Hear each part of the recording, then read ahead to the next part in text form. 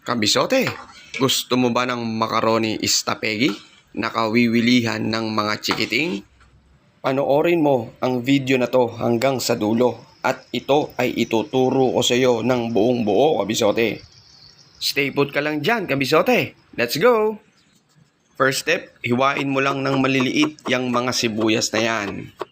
Para na sa ganon, madaling malusaw yan sa sauce natin na gagawin mamaya.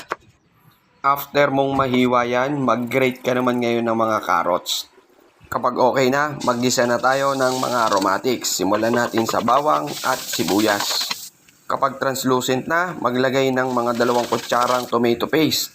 Sangkutsahin mong maigi bago mo ilagay yung karne. Ground beef yung nilagay ko dyan, pero pwede rin yung pork giniling. Technique dyan, sinasangkot siya maigi. Tsaka mo timplahan ng paminta at asin. Lagyan mo na rin ng toyo for color.